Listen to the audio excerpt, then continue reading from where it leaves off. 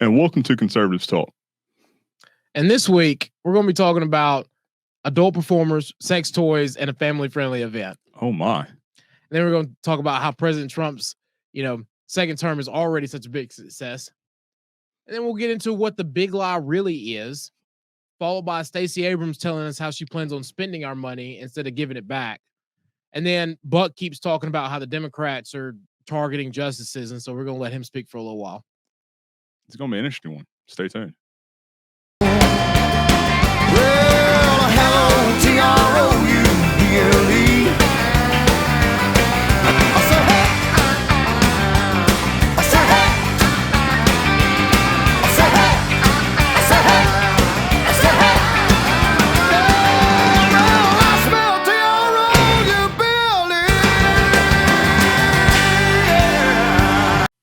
And welcome to Conservatives Talk. My name's Justin. And this is Jamie.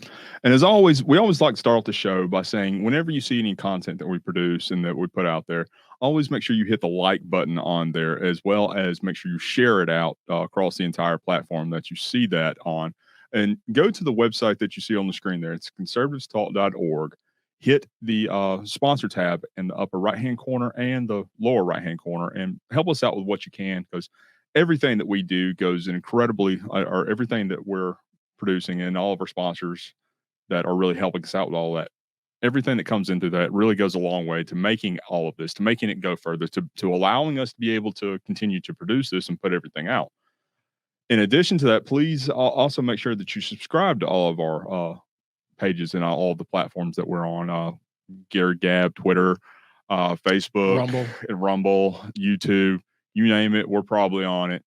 Make sure you hit that subscribe tab so you can stay up to date with everything that we are putting out there and everything that we produce.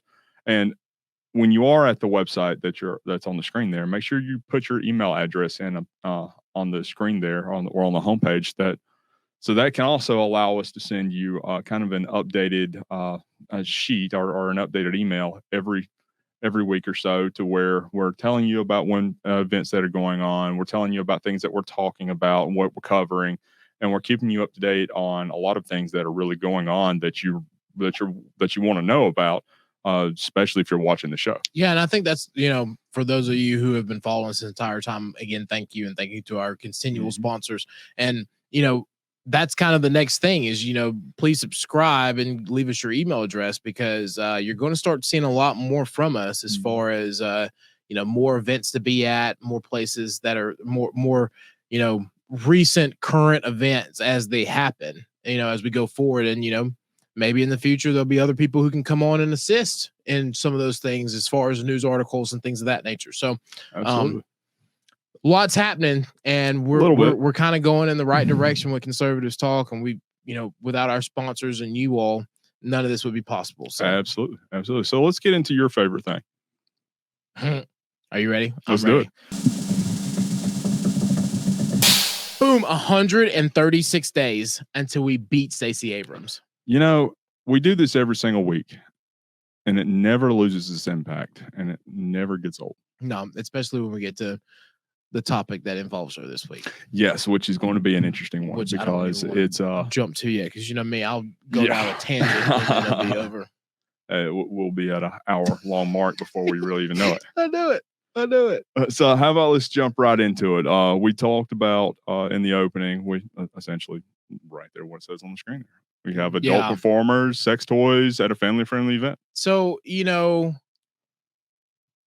So let's lay this out. What happened? Here in Rome, they had their first. Well, I guess we say it's the first, but it was the first major event that they had. So it was the first Pride weekend. We've had the Pride March before. Yes. This would be like the 4th or 5th Pride March. This is the first Pride event, or the major event that encompassed a 2-day long event type deal. And the first evening, what you see on your screen there, essentially they had an 18-year-old and older ticketed event where they had some of these guy performers come on the stage and give a performance to an 18-year-old or an 18 and older crowd. As you know from the performers on the screen there, those are the ones that were performing during this 18-year-old and older crowd for this event. However, that's the next thing that we get into with this, because these adult performers, the very next day, got on stage and gave performances to crowds with children. So you have adult performers giving the same performances for children. performers, the same performers who gave. Yes. Okay. Yeah, that you had. So essentially, you have people or these exotic performers, so these adult performers, on stage giving their performances. Look, I heard that was and children in the I heard audience, that and not just children in the audience, but children on the stage. I heard that part of the event was okay, but then I heard that like stuff like this was going on. Hmm? And Justin, tell you, I'm very uncomfortable with the subject because it pisses me off. Well, it makes anybody uneasy, or at least any sane I person. heard that they were like on stage at the park putting dollars down people's. Well, see, now that part I am unaware of. I'm not entirely sure about that. I don't know if that actually happened, but I do know for a fact that they were allowed to be tipped after their performances. Whether or not where they were putting the tips, how that was being done, I don't have the specific details. I'm gonna get to the point to where I'm gonna start saying stuff on this show that's gonna get the trans mafia and other people after me. If they're not already. They're already stalking me on Facebook. This is well, we already have them using our graphics and everything else. So yeah, so clearly they watch the show. Of course. But this is yeah, it's crazy to think that, and you can clearly see these. So the cap or the screenshot that we have on the page right there in front of us of the three male dancers on the stage. That was actually from a video. I'm not going to put the video up on there just simply because of content, and I don't want to. Well, we can send it out to our subscribers. Yes, exactly. If you want to see this video, subscribe to the page. We will put that out there for you. But then you can clearly see the exact same dancers on the stage with the children there, and I did mark out the children's faces so they could not be identified. It's awful. Just because we don't want these children's identity to be put out there, such a wide scale version of that. But you can clearly see that. Like, why do people think this is okay? Yeah, that's a very good question. Like, because this isn't like. Well, this isn't pride. Like, you know what I mean? Like, here's what I mean by that. Right? Is you have. This is not any related to like people dressed up in the opposite sex on stage has nothing to do with supporting homosexuality. Nothing.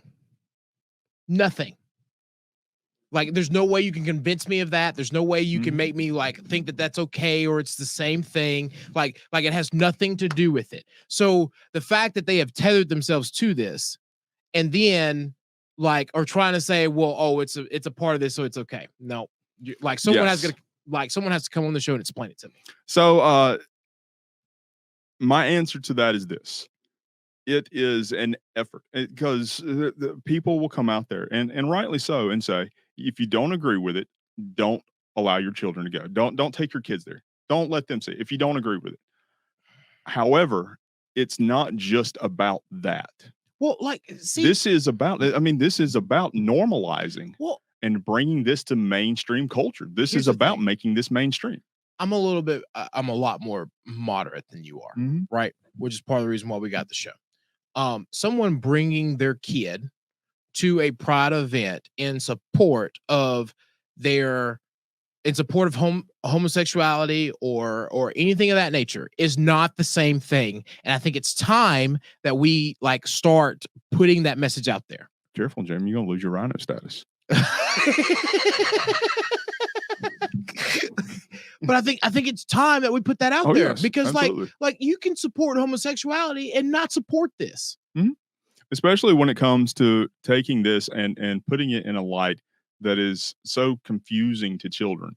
There were kids that were there. I was there on the ground for this event, and I was there amongst the crowd for a little while, use, we have our press passes. So I was there for a moment as a member of the press.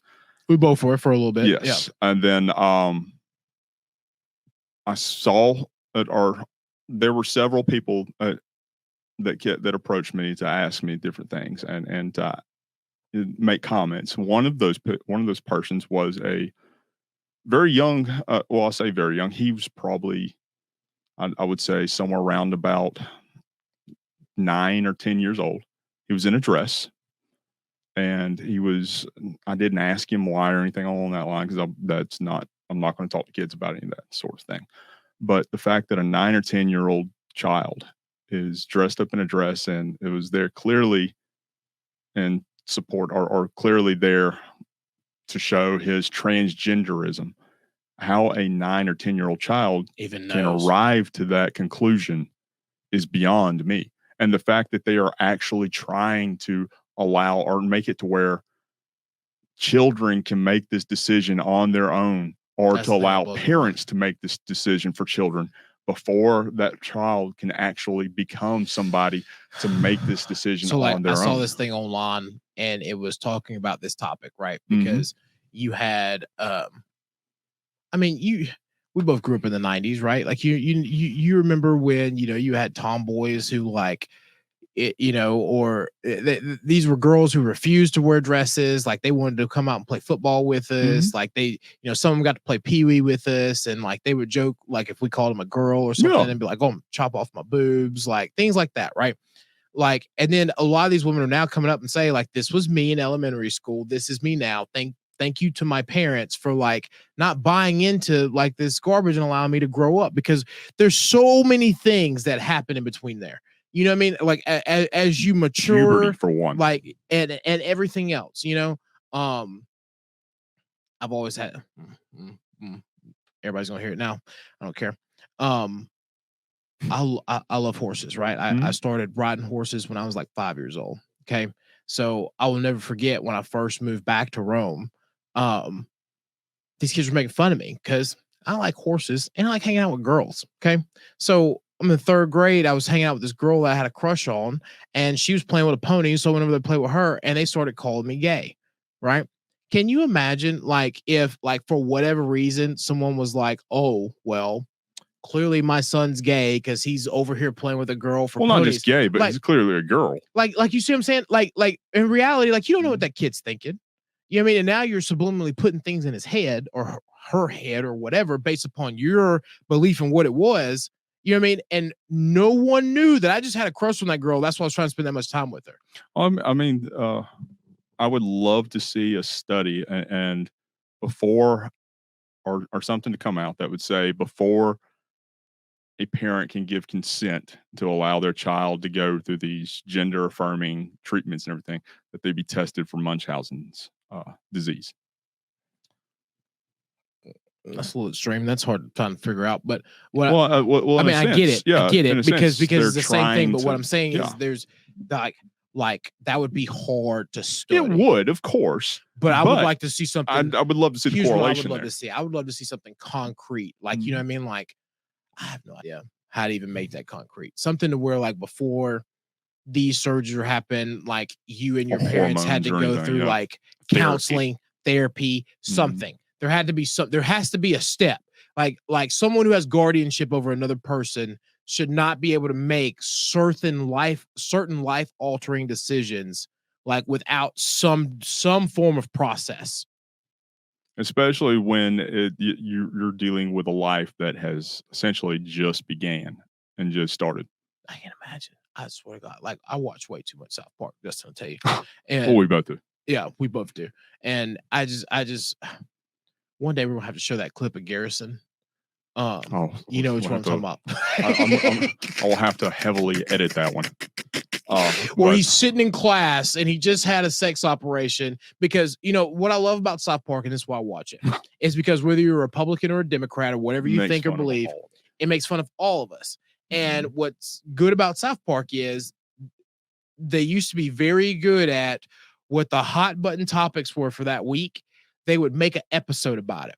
So when this whole like transgender and sex change thing was very, very relevant in its early stages, they had Mr. Garrison go through a whole sex change operation. And then he like freaks out in the middle of his class and he's like, oh my God, I don't have a Moving on to different subject. But well, I'm a man. a different a different topic. Well, not really topic or anything on that line, but so what that says essentially what I was getting to earlier or just a moment ago was that this is the effort of the left to have this normalized in everyday life and to really bring this into the mainstream culture and to really put this in the minds of the most or the most impressionable and the most vulnerable because if you can essentially indoctrinate them at a young and early age, then you're putting this you're creating an entire life where this is going to be essentially the norm. We mold a generation. Yeah, right? exactly. Because it is, and it is by definition grooming. Because when you look at like 80s babies, like early 80s kids are defined by the 80s. You know, they're rock and roll till you die. You know, us 90s kids are weird because like we're that intermediate millennial part of the millennial generation to where we remember what it was like before technology and remember the first generation of technology. And so that puts us in this weird spot, right? Separate from Gen Z or the Gen X, to where they didn't grow up with it. They caught it afterwards. And then you have Gen Z who knows nothing but it. Things that happen have shaped each generation, which is why people always ask, you know, I get this question all the time. Will you talk to my teenager about like conservative values? And I always tell them I'm more than willing to talk to anyone about like how I became a Republican and like why I'm a conservative, but do understand that I can't change your kid's mind probably until, or they're probably not even going to listen to me until they're 25, 30 years old. Yeah, until they have those life experiences that they're actually paying for things themselves. It's the life experience that changes it, right? Because when you're still in that mode to where you're trying to be popular, like you're only going to go what mainstream is, and mainstream is telling you now what the indoctrination topics are. Exactly. Look at all of the mainstream places: Comedy Central, MTV, BET, CMT is getting in that after their viewings went down. They realized Viacom was like, you got to bring your stuff up here, you got to fall in. All of it has one generalized message, which is another thing a lot of people don't realize either. Like it's all owned by the same thing. Oh yeah, well, I mean, all of the major broadcast companies are all owned by 4 or 5 major parent companies. Correct. And I think a lot of people don't realize that either. When you start talking, a lot of people have been asking, why is CMT going the way it is? Well, CMT is owned by Viacom. CMT is the same people who own MTV and Comedy Central and everything, and BET. So like when you see BET, realize that they're pushing the same message as CMT, just it's skewed slightly different because their parent company is pushing the same thing. Okay. So let's jump into the last part of that deal and what was being done there. So this entire event, this entire event was billed as, and it was promoted, egregiously promoted as nothing more than a family-friendly event. That's how we got duped. Exactly. This was supposed to be something that you can bring kids to, that is supposed to be it's supposed to be everything under the sun, you know, unicorns, rainbows, and leprechauns running around everywhere. Except the leprechauns were what you see on the screen there. Which, I mean, like, yes, those are sex toys. And next to it was like a satanic tent or something like that. Yes, there was a black tent with a red pentagram hanging from the canopy of it. Like, guys, like, come on, man. But yeah, those were vendors that were set up there and selling these products. And that's the crazy thing, right? Like you take away 3 elements of this that were pushed hard and that were pushed, like we told, like, I mean, like being friendly, we even told them, if you take away this, you would probably get more support for it. Nobody would care. Nobody would care. But Here we go. this is what they did. They were selling sex toys. As you can see, there are some very realistic and very explicit. Adult performers and sex toys at a family event. Exactly. I mean, that says it all. I mean, that really does. It says it all. Oh my. They essentially took what was supposed to be family friendly, and could have been family friendly. Yeah, should have been family friendly, and turned it into something that was nothing more than an exotic performance, which is what we were afraid of. Nothing more than what it should have been 18 years and older. Which is what we were afraid of. And, like, for me, it was, again, it goes back to this tie, because think whatever you want to. I believe in pure individual rights, right? To a certain degree, people should be able to do, as long as it doesn't overarchingly affect society or children. I think people should be left alone and could do whatever they want, between two consenting adults. And like, that's what really irritated me the most about this, is because everyone, I feel like, not everyone, some people had the same objective with this that got overshadowed and is going to continue to get overshadowed, because you had these outliers at the extremist point. You take away these performers performing in front of children, you take away the sex toys, and you take away, whatever that pentagram tent was. Like, you have a family friendly event. Well, and again, this goes back to what their ultimate goal with this is. This is to make all of this acceptable and make all of this mainstream, and to make it to where kids see this and you say, "Oh, well, this is just this is everyday life." Which is why I think these other guys elements can be girls and girls can be guys. Which is why I think these other elements were snuck in.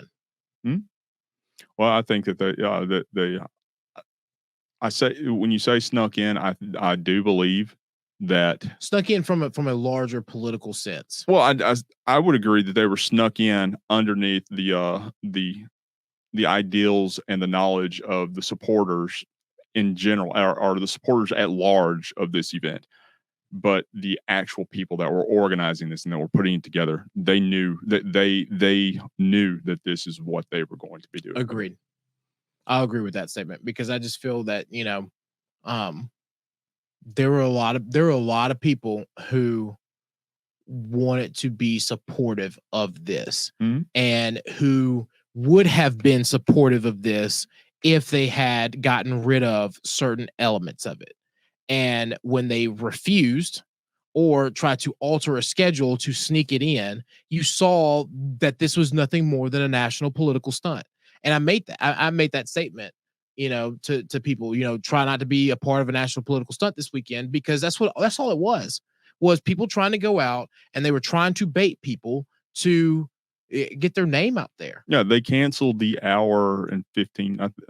It was either an hour and 15 or an hour long drag queen story time with kids.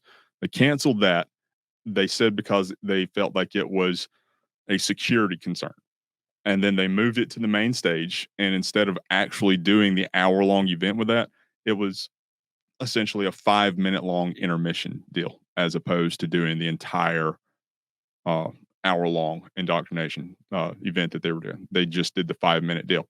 But and they again, they said that they did this because they felt like whoever was doing this or doing that story time event would have been exposed. They would have been in danger, because all these radical right-wing people were there. There were ministers that were there. There were concerned parents that were there. And there were people who just did not agree with the overall and overarching movement that this is heading towards that was there. That's the only people there were no right-wing fringe people that were there. No. And that's the, again, they were trying to bait us into some overarching national political stunt, and it's awful. It's awful. They wanted to come after and there were people who were like, they wanted to come down here just because of where it was. And that in itself tells you what it was. Like that in itself tells you what it is. People were driving and flying here to make this event bigger than what it was because of where it was, to make a statement, and they wanted their name in the paper. They wanted to be out there. Like, I just get really upset when outside factors try to hijack anything, when they try to take away the underlying value of what someone is trying to do. And I guess I feel that way for, other reasons, because I see it in what other minority organizations could have been, right? One reason I completely disagree with BLM was because from the get-go, you could see that this was a hijacking of what could have been a positive thing into something completely negative, and as we've seen, something that was just to line the pockets of a few who organized this. That's what they've done from the beginning, because there's no point in protesting or putting your issues out there if you don't have any policy behind it. So if you don't have anybody sitting there saying, okay, like, here's our actual issues, here's what we need to take to somewhere, and then you go like, more, this is where people misconstrue with the civil rights movement, right?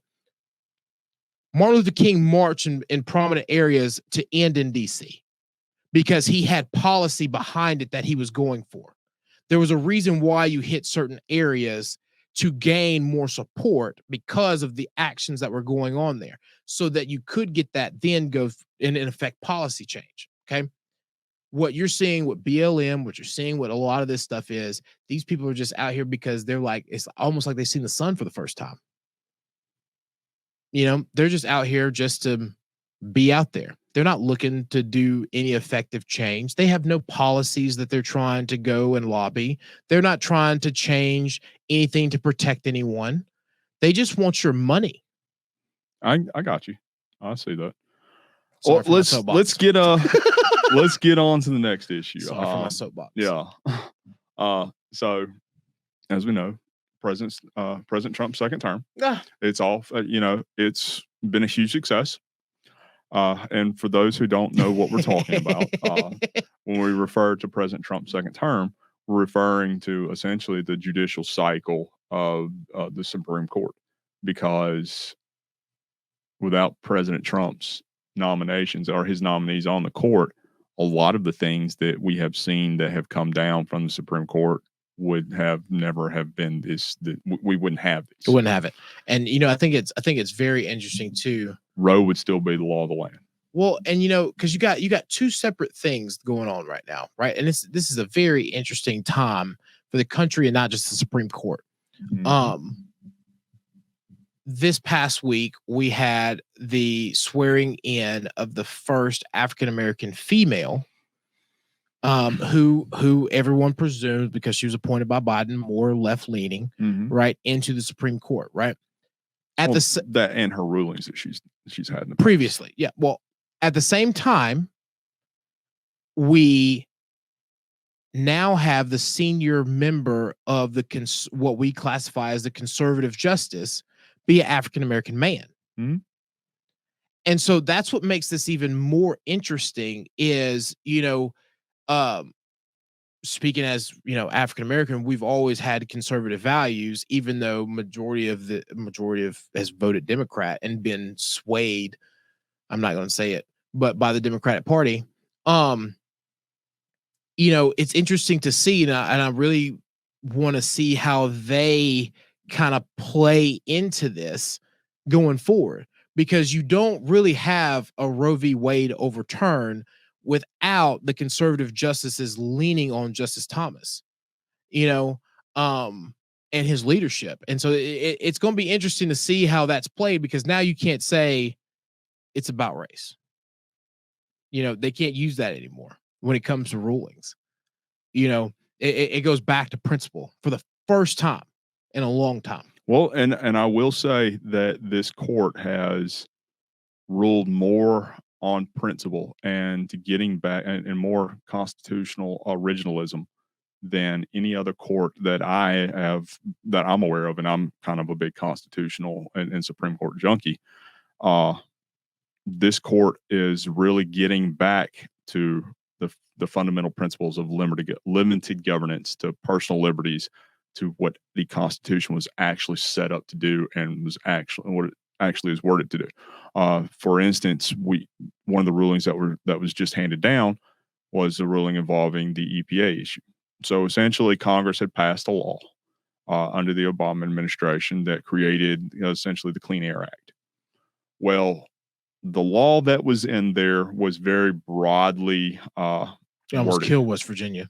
Exactly. Well, it was very broadly worded, and it gave the EPA such broad powers in what they could do that the Supreme Court in its ruling said, no, you cannot do this. This is something that Congress has to give you these specific powers for you to be able to do, not just say, hey, this is your organization, go do it. Just don't step over this line. That's not something that a law can do that is passed by Congress. It has to be narrowly construed and I say narrowly construed. It has to be done in such a way that actually gives these enumerated powers, these enumerated rights and responsibilities over to the executive branch, because that's what the EPA is. It is an alphabet associated, or an alphabet office of the of the executive branch. So Congress essentially was giving up its enumerated powers within the Constitution to the EPA. The Supreme Court then came in and said, no, if you're going to do something like that, you have to have legislation that actually says that you are doing this and what they are able to do. Yep. You just can't give them power to go in and stop, but because they're an agency. They're not like it's like you're saying, it's not Congress itself. It's not the FBI. They have no, it's not the DOJ. Like this is just it's not an agency. It is different. The way that the Clean Air Act set it up was, or gave them the powers for, they essentially became a bureaucratic lawmaking authority. Body. Yep. Instead of actually telling them what they're able to do and giving them the limitations and giving them their lanes, they just said, okay, you can make laws on your own without our. That's essentially what the yes, which is not possible. No, that would be unconstitutional, and that's what the judges ultimately ruled. Of course, you have all the Democrats that are crying and saying, well, this is such a blow to climate or to the efforts against climate change and all this stuff. It's the same folks that have been trying to push the Green New Deal for the past 4-5 years or 4 to 6 years. So it's the same people that are trying to push this that are so upset about that. Schumer, AOC, Pelosi, Biden, that crowd. But the people who are celebrating this are the ones who are the ones who actually believe that government is only able to function within a limited and enumerated set of laws. Correct. Honestly, here's my biggest problem. It's the same people who are going after parent companies because they control too many subsidiaries and trying to tie that to antitrust again. It's the same people. Elizabeth Warren, AOC, all of them, it's the same argument. Like they're trying to say like Standard Oil, and the reason why I do not agree with it, but the reason why it fell into the antitrust is because they control their entire downline. Mm-hmm. Standard Oil controlled the drills, they controlled the rail, they controlled who barreled it, they controlled every part of their process. That, by definition of what they put in the law, is antitrust. Okay. Google, who has a subsidiary that does research and design for robotics, who has another subsidiary for like Alphabet, who has all of these different subsidiaries, right? That is not antitrust. These are separate companies. They can spin them off at any point that they want to, right? Until they reach a certain point. That's why they have them as a subsidiary and they own a certain percentage of them. YouTube, Google bought YouTube, and then it's the same effect.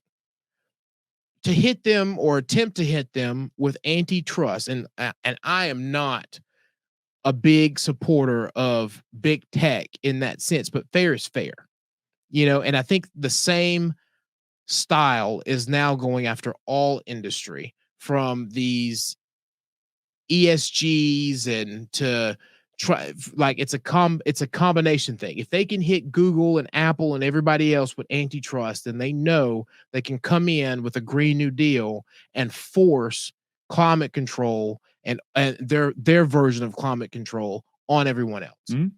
I still don't Well- believe climate control is real. I still believe that there's an environmental impact that's going on, but it's more cycle for the earth because we Oh, were yeah. never supposed to have ice caps.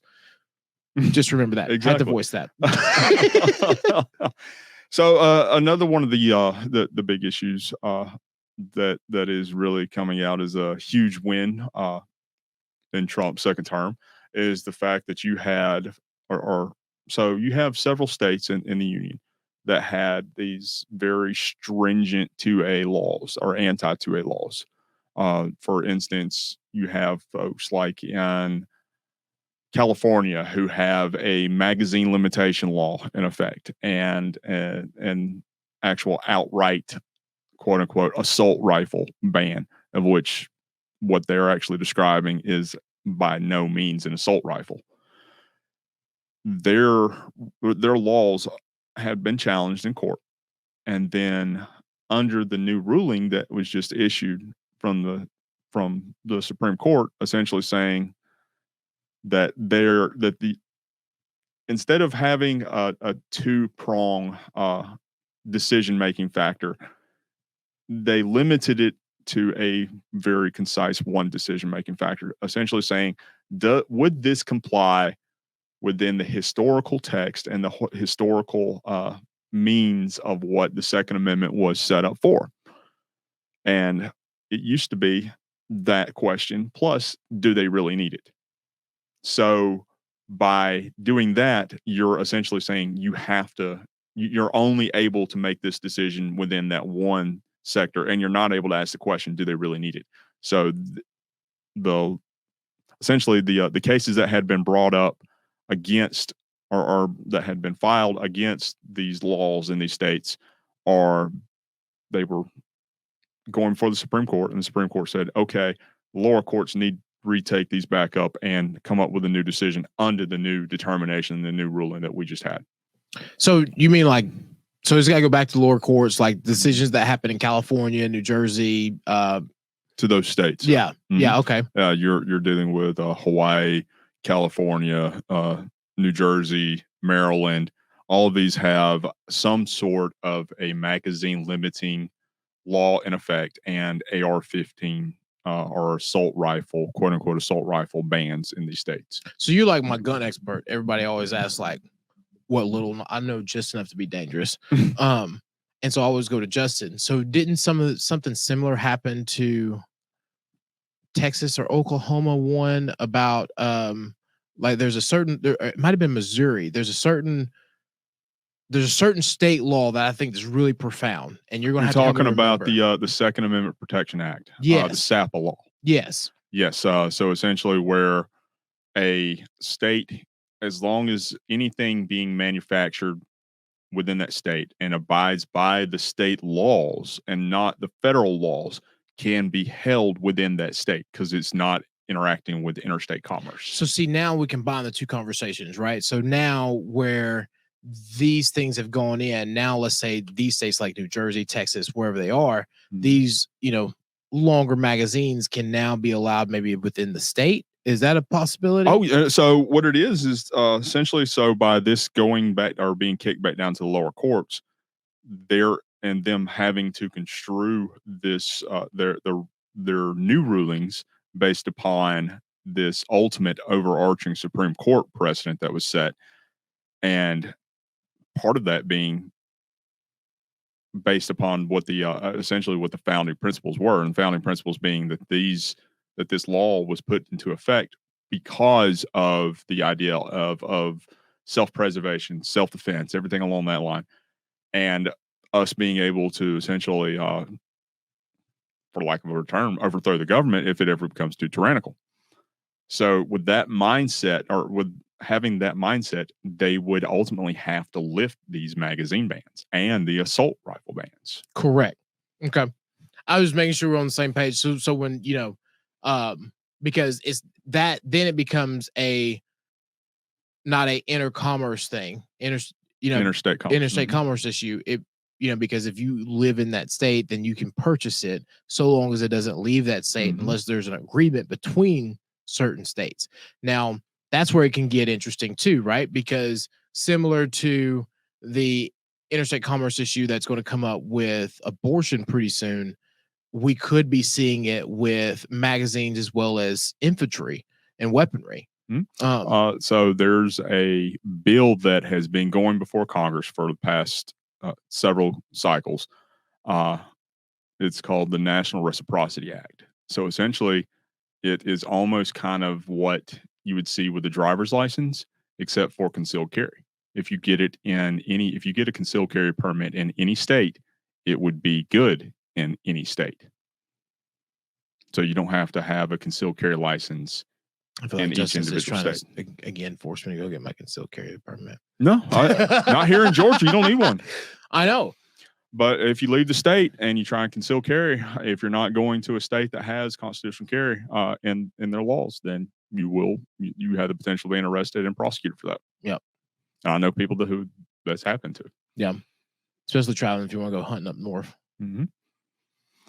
Absolutely. So one thing that we can look forward to, and this is one of the bigger issues that really sticks out in the upcoming fall U.S. Supreme or the SCOTUS term, or one of the cases they're going to start hearing, is an issue that we spoke about in an earlier episode, where North Carolina had their Supreme Court essentially come out and say, no, the legislature drew lines that were racist and disproportionately disadvantaged or disenfranchised minorities. So we're going to draw the lines for these specifically congressional districts. So the case being brought to them is, can a state level Supreme Court act unconstitutional? Act outside of what the Constitution specifically dictates in drawing federal lines in districts. So that's going to be really big, and I hope they rule in a way that kind of solves all of it, right? Because you had the Supreme Court kind of come in North Carolina, but wasn't it Michigan? Pennsylvania that had like the governor and his third party come in to, essentially create the districts, when you had the governor who was completely against everything that the legislators did to begin with. Mm-hmm. Yep. So we could be seeing new congressional districts being redrawn in 2024. Yeah. On top of the fact that, to a certain degree, they're redoing the census. I don't know if you've heard that too. Because they don't feel that they got a true count, which could be very interesting, right? Because they won't let it affect congressional districts, but they'll let it affect, how funding is distributed. I personally found that interesting because I think that extra congressional seat should have gone to Georgia instead of North Carolina. Well, I mean, if you actually look, I guess if you actually look at the data, I say that, but the data reflects what was done with that, because I mean, of course, we had COVID that was going around, and you had all the states that were shut down. Everybody didn't want to see anybody out and coming house to house or door to door. So you didn't have these folks that were that worked for the U.S. Census Bureau coming to the houses, doing these censuses and sending them in. So you really didn't have a true accurate count, because a lot of people just don't do those things when they're mailed to them. Somebody has to go to them and effectively get in front of them. Well, they didn't really do it on a lot of how it was done too is essentially a thing to tell you to do it online. Yes.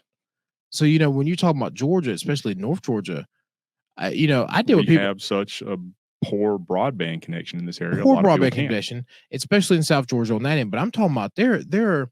So in what I do, there's a lot of people that I come across who they're like, sorry. They literally tell me, sorry, son, you can't email me that contract to look at beforehand. I'm gonna have to, take a look at it. You're gonna have to come meet me. Because that's just how they conduct business. They don't have email addresses. They'll have no online footprint.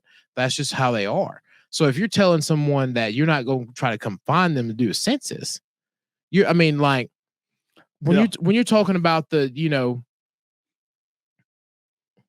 just thinking random, like North Georgia as a whole, million people that's up here.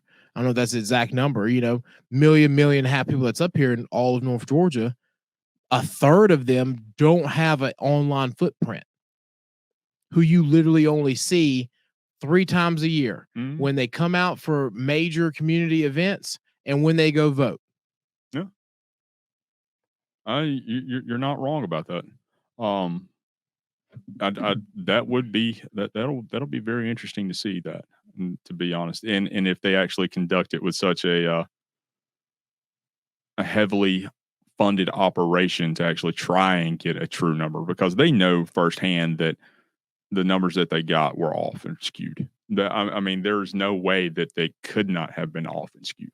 And see, here's the thing: a lot of people don't realize how much that affects. Oh yes, it affects just about everything. Everything. Like that affects your federal funding. That affects, like, when your taxes come back to your area and to your state, right? When you pay federal taxes, they don't just say, okay, well, this many people paid that much in federal taxes in the state of Georgia, we give them this slice of the pie. No, they take the whole pie and they say, how many people actually live there?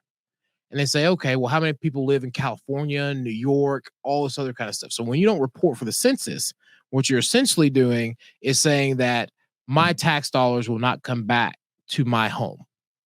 They will not be placed inside of my community. And so when stuff like this happens, it really makes me eerie, because you're basically telling me that Georgia's dollars went to North Carolina. That's why we don't have an additional representative. And that ticks me off. It's a fair point. It's a very fair point. So let's jump into what the next topic is. We hear it across the media on every major media outlet. You hear the term "the big lie."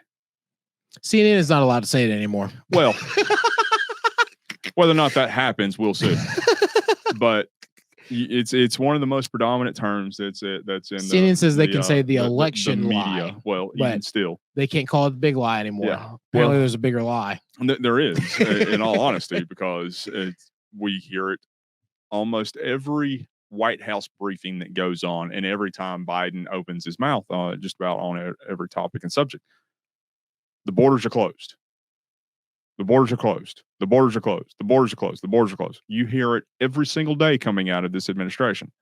However, we know absolutely without a single doubt that the borders are absolutely not closed. And quite frankly, there's good evidence to suggest that they are wide open. There's 1 million people coming through Mexico right now heading this way.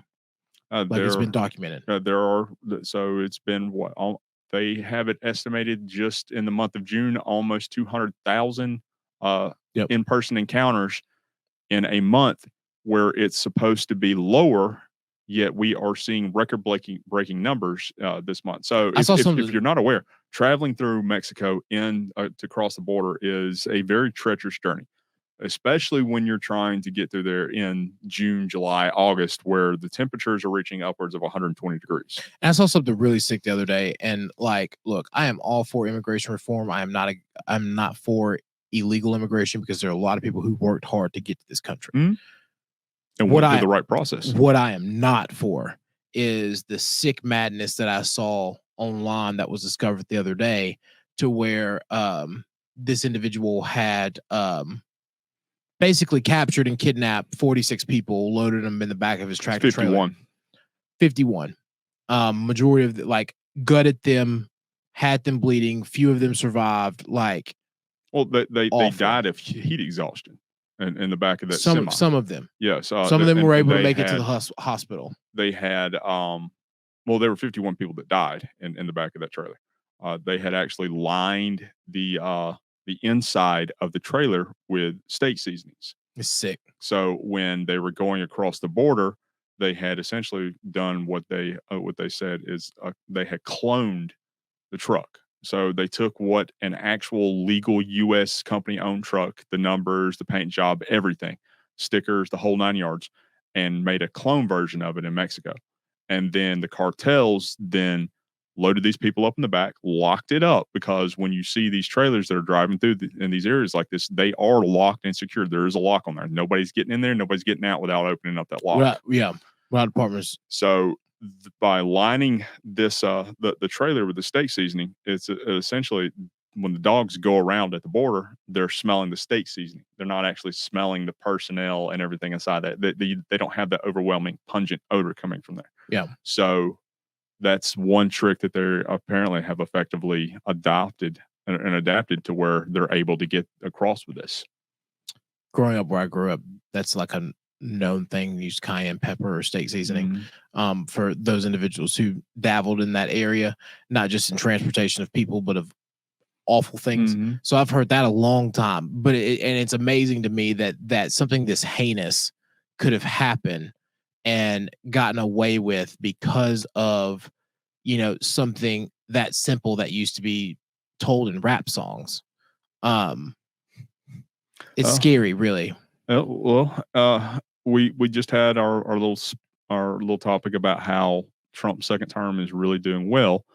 One area where they did not, essentially for the Trump era anyway, they ruled that the Biden administration legally moved out of the Remain in Mexico policy. They ruled that they legally Could not force people to stay in their country. more or less. So instead of allowing them to come into our country when they're seeking asylum and allowing them to stay here throughout that process, they had to remain in Mexico while that process was unfolding. So you didn't have all these people coming over and saying, well, I'm seeking asylum, and then them get to come into our country anyway, get a cell phone for tracking purposes, get a bus plane or get a bus ticket or a plane ticket to anywhere they wanted to go. And a work visa. Anywhere. Exactly. So you didn't have that.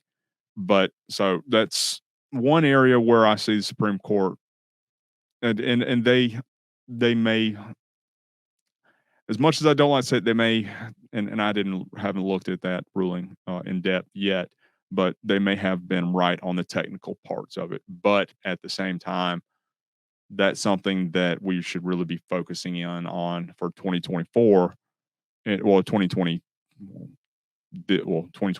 2023, as far as federal legislation goes, because if we codify it, then it doesn't have to be something that can be stopped by the administration. Correct. Like they might have been right with the technicalities. With the technicalities of we can't force someone. Well, it was the so the law over or the case overall was whether or not the Biden administration legally terminated that policy or that executive order. I see what you're saying, because it was an executive order, them terminating it because he was the president at the time allows for that. So they might have been right on the technicality. I think it's interesting though that comes at the same time as the Los Angeles Agreement, which which in itself is, for those you don't know, basically, I mean, like, I'm not going to give you the legal version, but basically what's going on is Biden made a deal with all the Latin American countries that allows for up to 20,000 from each country to come into America as long as they say that they're seeking asylum. So, well, it gives them these not really seeking asylum, but it gives 20,000 additional permanent work visas here.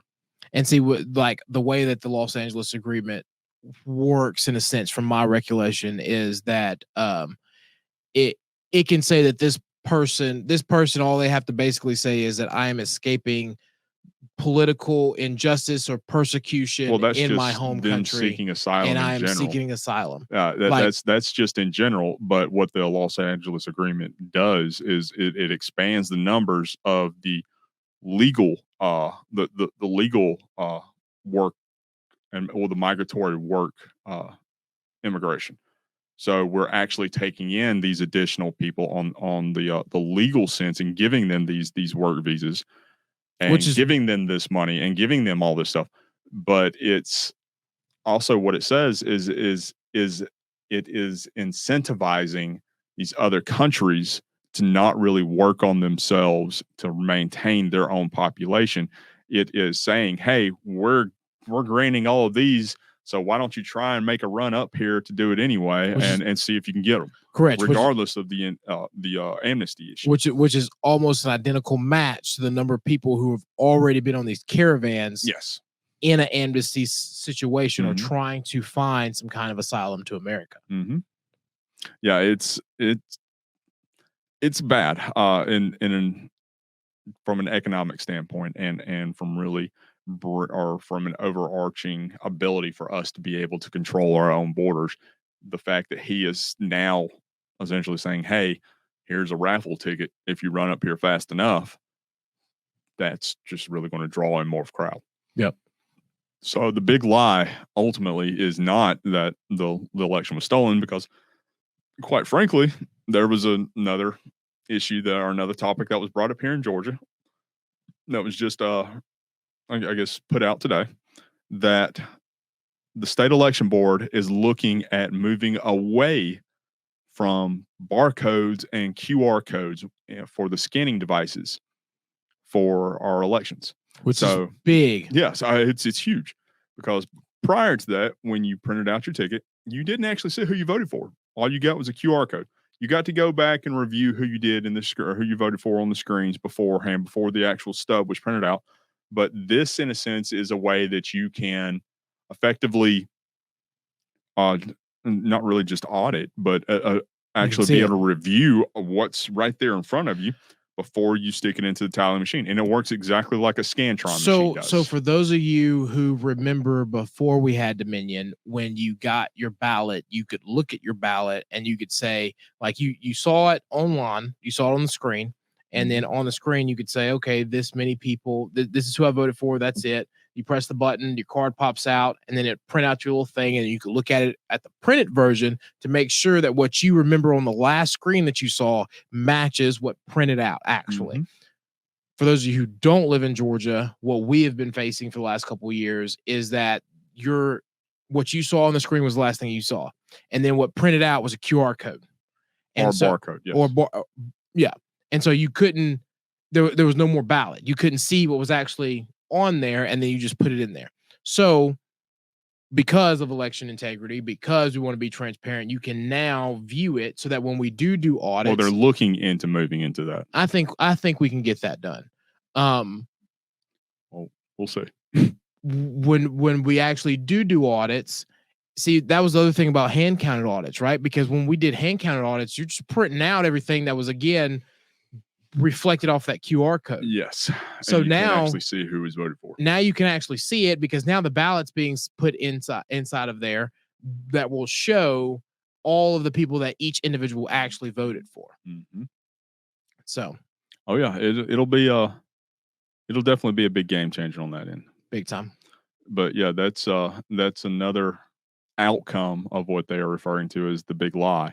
But if it was such a big lie, why are we seeing all of these massive sweeping changes that are having to be done through this? I got lucky enough to see the president a couple weeks ago. And by the president, I mean, of course, Donald Trump. In his second term. Yeah. Gearing up for his true second term. He made a very interesting point. You know, everyone's been talking about, and Mike Pence even said it, you know, I like Mike Pence as for his integrity and everything that everything that he did do. But everyone was saying that, you know, he could not stand up and overturn the election. The only time that's ever happened, Thomas Jefferson was when he came in and stopped it. And Donald Trump made mention that it's interesting that now they are now trying to pass a law that says that the vice president can't do what Mike Pence had already said that he couldn't do. If you can't do something, you don't need a law. You don't need a law saying say that you can't do it. You know, why are you creating a law after the fact if you already couldn't do it? If you couldn't do it, then what is that? So I'm just going to leave it at that. It's very it's an interesting concept. Entertaining. So let's jump into one of our last subjects. So Stacey Abrams had a interview the other day. Oh, and my God. Part of that interview, she said that she would take. So here in Georgia, we essentially had a surplus based upon our taxes. The state didn't spend as much as what they had projected they would be spending, so we had a surplus on top of what the rainy day fund is. And the rainy day fund being the $1 billion that we have sitting in a bank account drawing interest, essentially. to be to make sure to used. fund the government Exactly. if something were to happen. So we had an excess of, I think it was like 1.1 billion. So the governor passed or spearheaded the legislation that would have or that's given every tax-paying Georgian at least $250 back in tax credits if you filed singly. I don't know. I don't remember what the joint filing was. So it was $250 if you filed single. Mhm. Um, I don't remember what the joint filing was. $375 if it was single with a dependent, Mhm. and then $500 if you filed jointly. So they could be That's giving still households up to $500. And that's still varied depending Yes. on if you had paid in. There were some other Mhm. stipulations there, but basically, our Republican governor was giving us a was massive giving tax refund. refund. So what Stacey did was she said that she would not have done that. What she would have done was she would have taken $800 million of that and put it towards other things that she thought that it needed to be spent on. One of them being increasing teachers' pay up to $70,000 a year For 1 year. Yeah, when we're one of the lowest ranked. Here's the thing, for 1 year, right? Yes. This goes back to my big argument. I'm not going to cut you off, but this really grinds my Mhm. gears, right? Because we experience this anytime any level of government gives out funds. And anyone who has ever dealt with this situation knows that the one thing that you do not do when any level of government gives away money is you hire people or increase pay. Okay. So, prime example, right? Through COVID, a lot of people got a lot of funds from different programs. Mhm. Okay. The ones who are going to hurt the most are those who used it to hire someone or increase someone's pay. Because what all that does is you may be able to fund it for 1 year, but then what are you going to do? Because that money's run out. Mhm. Now you got to find out how you're going to pay for that person or that increased pay. So yeah, sure, 800 billion would have gotten every 800 teacher million. 800 million. Well, Yeah. it wasn't Yeah. just it wasn't just for that. So she wanted Well- to. So get this. We know that the big mantra of the Democrat Party, the Democrat movement, which Stacey Abrams is the figurehead of, is defund the police. Well, part of that 100 million, she said she would have dumped into law enforcement funding. I'm not before I touch that subject. Before I go there, hypocrite. Like that. That really grinds my gears because it just really upsets me because now you're messing with teachers, right? Like you literally once again have now giving them something unrealistic. Again, Mm-hmm. like they're like doing this would be devastating because then you're going to have to knock them back down to pay again or increase your school millage rate exponentially in every school jurisdiction. Or the state income tax. Like, I don't even think that would be able to cover it because like what I mean by that well, is unless they put it up to a high enough correct. degree. Correct. You'd have to do it at such an extreme rate that Essentially double what it is now. I can't even imagine. Mm-hmm. Like civil war is the only thing that comes to mind when you start talking about income tax increase. Can't say that word in Georgia now. like yeah, you can't say that word. But yeah, to the other portion of this, sorry, to fund the police. She said she would have used that to fund law enforcement, which is funny because she was one of the massive figureheads of the defund police movement. I laugh because you know why that's happening, right? Well, I mean, look at what was happening to Atlanta. It's essentially about to burn itself down. Look. They're only doing that because they know Buckhead's about to become a city. Well, not just that, but I mean, look at the increased violence that we're seeing because of what they're doing with this defund the police movement. Mm-hmm. The violent crime rate throughout this entire country is overflowing. For instance, we'll take an example. There was a young mother that was literally executed on the street while she was walking her, I believe it was a 8-month old child in a stroller in one of not really a bad part of the neighborhood, but in one of the nicer parts, executed by her her estranged boyfriend or husband, or I'm not For sure which one it sneaking, was, but walked up to her, shot her in the back of the head, and then ran. And then or the mayor of New York, Eric, came out and said, "Well, this is because we have a proliferation of firearms on the street," instead of the fact that this entire family had been calling the police station for months not the on fact end and saying, "This guy is threatening our daughter. He's threatening us. He's threatening our other daughter. He is telling us he's going to kill us." But they weren't able to get an actual police response. I feel so bad for detectives and law enforcement right now. Yes. Because of the fact that like they don't have the funds already to handle the caseload that they do. Mhm. So they can't effectively they do a great job of what they do For but what like they're able to for do. what they're able to do. But you got to think like for every detective, they probably got 50 cases that they have to go out and investigate On a very slow month. You know what I mean? Like the one detective is going out and has this massive workload that he has to go investigate and find evidence for every single thing to try to find out what's really going on. By the time he probably would got to that case, you have situations like this.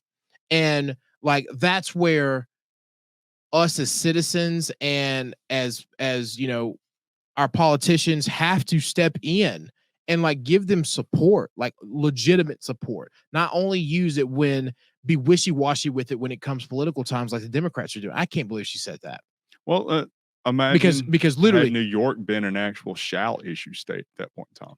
That young mother could have had a firearm on herself correct. to at least have to at least have the mindset, and the guy who ended up shooting her, she may have a gun, so if I want to protect my own life, I probably shouldn't do that. See, the thing that really pops in my head now is like you come out of COVID, the court system's backed up.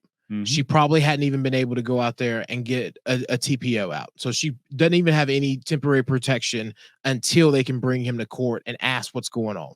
So then this individual continues to make calls and threats. They don't have the workload or the manpower to come in and help assist because you have everything else that's going on. And then now this woman is gone. And the fact that they're using this now to bring it back to Georgia, the fact now that they're using this now to help Stacey Abrams after all the madness that's going on in Atlanta, and they're going to use it to try to Buckhead's not going to calm down. Buckhead's not going to stop until Buckhead's its own city. Well, I mean, when you had probably what would have been one of the most upscale and nicest parts of the entire state, that has become it's a war zone. Chicago in a sense. Yeah, I don't even like going down there no more. No. Like, yeah, I mean, you can't go to the Mall of Georgia without carrying or without wearing a bulletproof vest anymore. Literally. Like people are getting shot at Starbucks. Yes. Like there was an incident that happened at Waffle House. A guy pulls up in a Bentley. Can you imagine that you are able to pull up in a Bentley at Waffle House and get executed, shot in the head in front of everyone? Like that's what's going on in Atlanta now. You know, that's because of that's because the whole defund the police. Because the Atlanta police are not allowed to chase people anymore. They're not allowed to, do anything. And then that's the thing that really pissed me off about that whole thing was at the time, Mayor Bottoms comes in and says, APD is not going to chase. Then goes behind closed doors and makes a deal with Georgia State Patrol to say, okay, well, if y'all get the call, yeah, please pursue for us inside of Atlanta streets. So now you want to overwork state patrol officers because you want to stay political face. Yeah. Awful. Oh yeah. But so let's get into our last topic. Buck's becoming insistent. He's getting a little impatient. I hear him too. Yeah. So as always, we have dubbed this as the conspiracy corner, and but this one isn't conspiracy. Well, it's not at all, in all honesty, because this one kind of scares me, honestly. We see this in a daily. Well, we're seeing this now play out in our daily lives, and that's the Democrats are calling for the targeting of justices, and when I use the term targeting for a very specific reason, they in all the statements that they're making, from the national perspective, from the local perspective, from even the mayoral perspectives, they are essentially calling for people to saying without saying, in a sense, Oh, they're saying it. to They ain't even saying it without saying it. to execute these people, to Like execute these justices. there over are this, especially after the Roe decision. So I ain't gonna lie. I'm just be honest with you. There's I saw this on Facebook. I saw one person that I do not like post the justices' actual addresses, and I reported it. And there was someone who has been a friend of mine for a long time. And to this person, I said, please take this down because I don't think you understand what you're actually doing. Or they do. No, I don't think they do. Because here's the thing, right? Like they think that because they're not elected, the same protections don't apply. When the reality is they have more protection than the elected officials, being the Supreme Court justices. Yeah.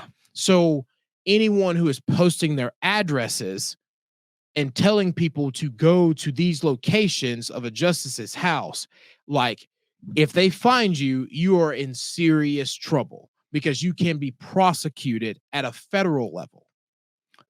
Yeah, it's increasingly so. It's the reason why that is so dangerous in of itself is because of the whole politicization of the Supreme Court. So they're trying to draw in an institution that was supposed to be above politics. It was created to be above politics, to be above the influence of the election cycle. And by essentially making them into politicians, they are bringing them back down into that level. And the effect that any single Supreme Court justice has on the overarching American society in whole is far more consequential than any federal elected Correct. Official.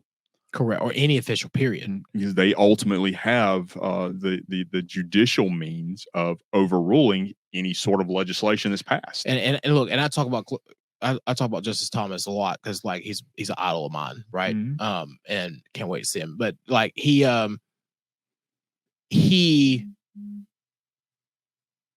lot of people haven't realized this, right, until recently. Okay. When in his off season, he spends majority of the time traveling around in an RV, just like an everyday person. Okay.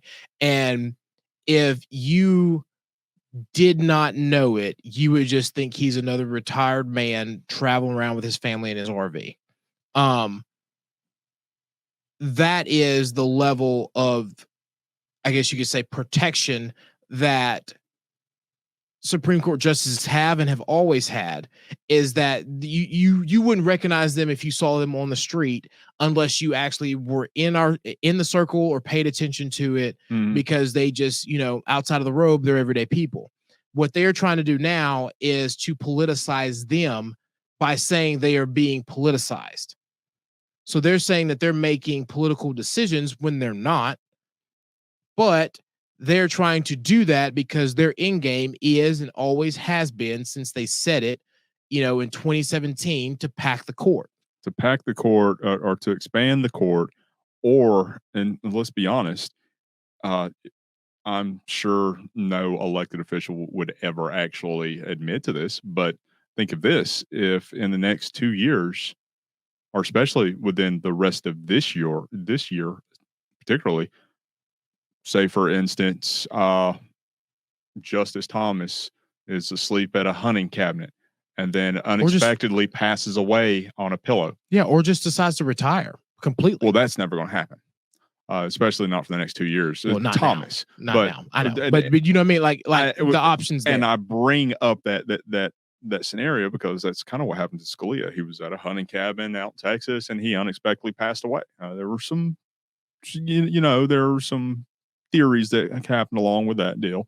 But if that happens, especially within the next year, especially since the Democrats control the House or control the Senate and the presidency, the president can then appoint another justice and have it confirmed within a 50% margin in the Senate. Which is why this is going to be kind of big, because then we can reduce that in November. They can essentially so if that were to happen, it would take it from a 6-3 to a 5-4.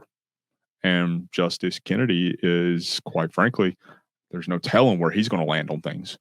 So he's a real wild card. So He's that crapshoot. So I would say it's more 4-4-1 in a sense, if that were to happen, as opposed to 5-1-3. So the fact that they're really enraging the public about this issue, I cannot wrap my mind around the concept of protesting at a U.S. Supreme Court justice's home. Not just that, right? Like a judge, period. Okay, like you. Yes, exactly. I mean, it's a federal law. You cannot do it. Like you protest a judge, like you might as well just go sit at the jail. Like, because like, I mean, what are y'all doing? Like, what are you doing? Like that's the one who decides whether you're free or not. You're gonna go protest him. Like that's just on a basic level, right? Like you know what I mean? Like now you start thinking about like you're gonna go piss off the people that you want to rule in your favor. I don't understand. I don't understand. Very counterintuitive. Yeah, like especially and sending somebody or having somebody come to their home with a firearm with the intent to assassinate a justice and his entire family. See, this goes back to what I was saying earlier. You now have people who are going out here with no motive. They are just going out here to be out there. Whereas like kind of goes back to the topic we did in our special where democracies are inherently set up to fail because they run on pure emotion. Pure emotion, right? Like, so we're already in the conspiracy corner, right? So it's not really a conspiracy. Well, right? It's not really a conspiracy, but one thing that I found profound, okay, is you have these people coming out against Israel, okay? But the way that the American Jewish community has come in its support of Israel is like no other. They have created a policy committee to where they go in and they talk about their community. They talk about what needs to be done in their community. And then they go to DC and then they go talk to their own representative and say, hey, I've just met with my community. Here's something that we are looking at. We would like for your support. Okay. That's how it's supposed to be done. Because it means nothing except for the insurance companies for you to go out and loot and burn things and then to come up and say, okay, you know what? You've burnt half of America now and taken over Portland. What do you want? I don't know. I just want you to treat me better. What do you mean? Yeah. What do you mean? Like, what do you want? What do you want? What does treating you better mean? And like that is one of my biggest arguments with African Americans who still vote Democrat. You say you want change. What does that look like to you? Because last time I checked, if you didn't get in trouble, got a good education, you know, worked hard, more American. I was like, I mean, like you lived a pretty good life. Like, yeah, people are going to say things, but like, you don't have to be in that environment. Words don't hurt. Yeah, you chose sticks and stones. You still chose that. You still chose to stay in that environment. Leave. Okay. Go find something else. Go do something else. Better yourself better yourself. Then you wouldn't have to worry about it, or you would ignore it. Like, you know what I mean? Like how very Uncle Thomas of you. Well, you know what? Like, forgive me for like advocating to better yourself and like thinking of my best interest in heart. Like, you know, like I'm not going to go where I am not welcome. And I'm not going to stay where I'm not welcome. So why do you still feel oppressed unless you're oppressing yourself? So one of the things that, and this is a little off topic on this, but it just kind of popped in my head. But one of the things that was really brought up today in a press conference with Biden at the G7 summit is that he would be supportive of an carve out of the. You say carve out. What is okay. it? He literally says a carve out of the filibuster rule within the Senate when it comes to voting in favor of privacy rights and that is specifically related to pro-abortion rights and their right to have an abortion. Literally our last topic. Yes. Except he Is wants... he watching our show? But he's because we literally just had this conversation. Well, so he's saying he's supportive of them carving out this exception in the filibuster rule, kind of like they did with finance or anything involving the the mortgage crisis. Well, anything involving money in a sense within the Senate, as long as it comes back to appropriations, it's not. You can't be. It can't be blocked by filibuster. It can't be filibustered. Yeah. Because they did that when they gave the blank checks to save the exactly. save the banks during the mortgage crisis. Well, not just that, but they did that with every reconciliation bill that's passed in the past 2 years. Yes, that's that carve out within the. So he's in favor of supporting something along that line. The carve out as a way to actually get around or get around our true democratic republic way of doing things and get it through the Senate, because he knows he does not have 60 votes in the Senate to pass any sort of these quote unquote privacy laws. But that's what that's what the Biden administration is trying to do right now. They're trying to sneaky. Oh yeah. They're trying to subvert the U.S. Senate, and they're trying to subvert the process of how the Senate has passed bills for generations. Look, they've already said it though. Like, I don't know why the Pentagon weighed in on it, but like there were multiple entities after SCOTUS ruling on Roe v. Wade that came out and said, we will not prosecute anybody who does this. Oh, local governance and DAs and attorney generals and everywhere. Exactly. Everywhere. There were every major metropolitan area in the state of Georgia said that they would not. Well, so I will say this, okay? To a certain degree, I understand, because there is no way to shift in the middle of something. But at some point, that is the ruling for the law of the land. So now you have to learn. There has to be some kind of sunset on when, like, okay, we give this window. You know what I mean? During this window, like some kind of sunset period, there are certain things that we can work in transition to figure out how this is going to be in. That's the only way. That's the only way. No, I wholeheartedly disagree with that.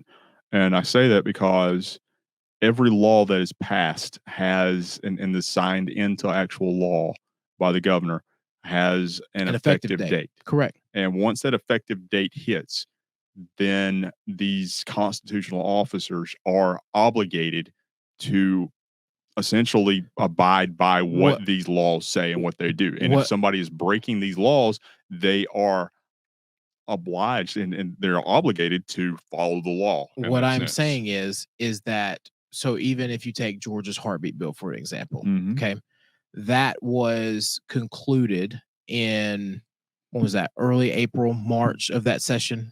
That year's session. 2019 is when it passed. The effective date was not immediately. It was July 1st, like most things. So there is a window inside of that. Because of this ruling, all I'm saying is that essentially, like just going off of what you were saying, that there needs to be a new effective date of when some of these local legislations will be enacted or reenacted. Because Georgia, we're still in the court hearing, right? So, well, that effective date should be when the appeals court rules in favor of it. Correct. So what happens to the 1860 law in Michigan? Well, it goes back into effect. Immediately? Oh, yes. I think there should be a window. Well, it's being challenged. And if a judge issues a stay, then that's, they will abide by that stay. They will abide by the law in regard to that stay. And I think that goes for all of them, right? So like, California, who has the crazy law, like the true baby killers, right? Like there needs to be an effective date on that. Well, there was when it was passed. Yeah, but I really think there just needs to be a new one now that there's Supreme Court. There needs to be just a blanket new date. Jamie thinks everybody should just wipe the slate and start over. We just need a restart. We need a restart. We need a period to where everyone just goes reset button. Here we go. Now. Unfortunately, You the know, we world doesn't work that way. get everything out. Are you done yelling? We're done Ugh. cheering. On this date, here's the law. Jamie's advocating for a celebration and a grieving period. Yeah, basically.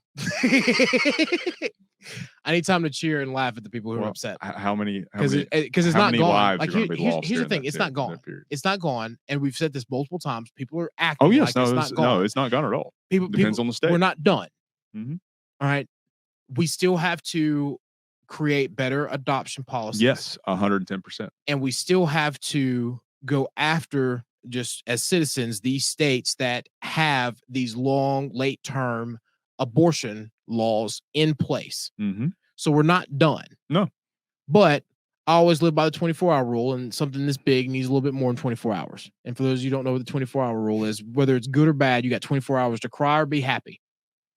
After that time period's over with, it goes back to work. I say it goes immediately. I say you follow the law in that regard. Well, you know, if we go to law school, you're going to be the judge. I'm going to be the defense attorney. And I'm going to be the one that says, objection overruled, Mr. Palmer, have a seat. Justin. Your Honor. Sorry. Hate it for you. But the law's the law now. But that would be an originalist. Well, you know, and that the law has no emotion, as it should. Exactly. Treats everybody the same. It should be blind. It's blind. Mm-hmm. But as always, we've come to the conclusion, and with every conclusion that we do, we always like to remind everybody to like and share every episode and every production that we put out there and that we make, and get to you by you hitting like and sharing. You're making us jump up in the actual news feed with or the actual feed within social platforms, anything along that line. Comment whether you like us or hate us. We don't care. We're 90% of the stuff that gets put. Well, I'll say 90%, maybe 10 to 20% of the stuff that gets put on there gives Jamie and I just some of the best giggles we've ever had in our entire lives. So it is funny. Please continue, and you're doing nothing more than helping us out anyway. Thank you to our haters. Yeah, exactly. But go to the website that you see on the screen there. It's conservatives.talk.org. Hit the sponsor tab in the upper right-hand corner and the lower right-hand corner and help us out with what you can. Anything that you're able to help us out with sponsorships goes an incredibly long way. We pour all of this back into the show and to really be able to increase our production value and to really be able to spread this and promote this and get it out as far and wide as absolutely possible. And thank you to all the sponsors who have helped us to get to where we are right now. That being said, too, I want to say, you know, as we move into this next phase of the podcast and our show, don't forget to go down and send us your email when you subscribe on our website, because pretty soon, Justin and I have been, you know, we're starting to work on some other things and gotten some ideas from some great influential people and some of our sponsors. And there's going to be a lot more coming soon. So stay tuned and make sure you're on our email list. Absolutely. So let's get to your favorite part. Let's do it. 36 days until we beat. Got a little dyslexic there. I know. Look, it happens. You got so excited, it just came out jumbled. So I did something at Slapbar real quick because we got a couple minutes. I did something at work the other day, and I was like, "Yeah, it can be 95 or 89%." And I was like, "Oh, sorry, dyslexia. 98%." It happens, but yeah, you know, as my final word is always, give us the last words of wisdom. Chop on, go Brian Kemp. Don't forget, vote Republican down ticket.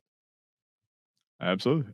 As we say always, or every show, and you see it scrolling on the screen there in front of you right now. Don't be mad. Vote red. We'll see y'all next time.